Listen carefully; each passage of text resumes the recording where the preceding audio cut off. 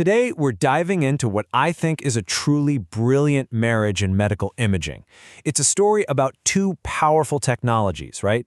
Each one was amazing on its own, but, well, they were incomplete. They each had this massive blind spot. But when you put them together, whoa, it created something revolutionary, a way for doctors to see not just the structure of our bodies, but how it's working in real time, all in one shot. So to really get why this was such a huge deal, we've got to go back and look at the problem they were trying to solve. For decades, you see, doctors had this big challenge. They could look inside our bodies in a couple of different ways, but each method only gave them half the picture. Okay, so on one hand, you've got your SPECT scan. This is all about function.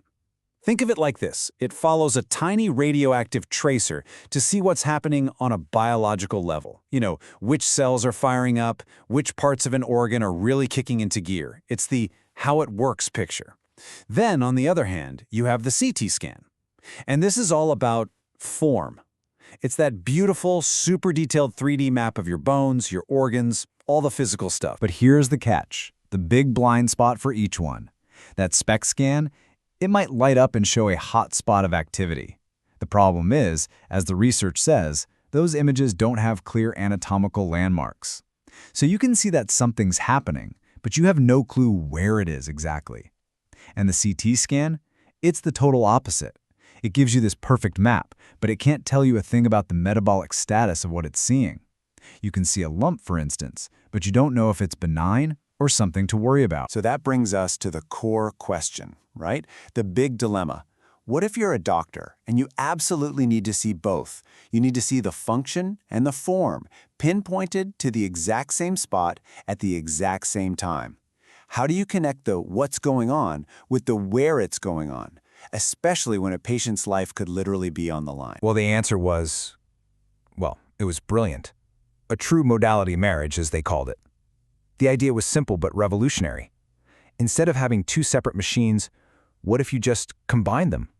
Put them together into one single, hybrid system. And I'm not exaggerating here. This wasn't some minor update. By 2008, no less than the International Atomic Energy Agency was calling this fusion a brilliant diagnostic tool. That's a huge deal. It tells you this wasn't just a small step forward. It was a genuine game changer. Okay, so what is SPECT-CT officially? The name's a mouthful. Single photon emission computed tomography / computed tomography. Essentially, the machine does both scans, one right after the other, in the same session. But the real magic, the secret sauce, is in the software. It digitally fuses the two images, perfectly laying that functional data from the SPECT right on top of the anatomical map from the CT. Let's walk through what that's like for a patient. First, you get what they call a smart radioactive tracer. It's designed to go straight to specific spots in the body, like areas with high activity.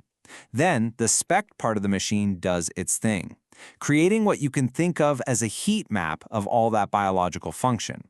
Right after that, the CT scanner kicks in and creates a super detailed street map of your body structures. And then, here's the magic step. The computer fuses them.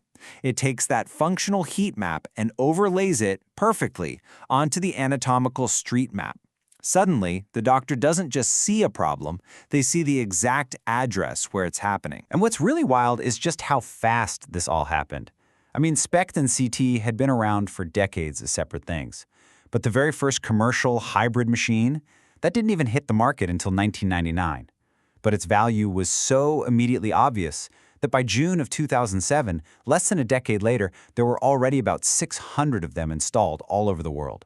That's an incredibly fast adoption. So this new ability to fuse form and function, it basically gave doctors a new pair of eyes, and it had a massive impact on how they diagnosed and treated all kinds of diseases. Just how big of an impact are we talking about?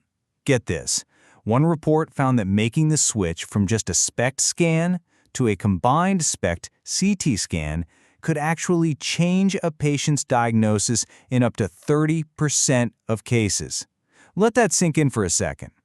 That's almost 1 out of every 3 patients getting a different, more accurate diagnosis, all because their doctor could finally see the whole picture. Let's look at a real-world example from the research to see what this actually means for people.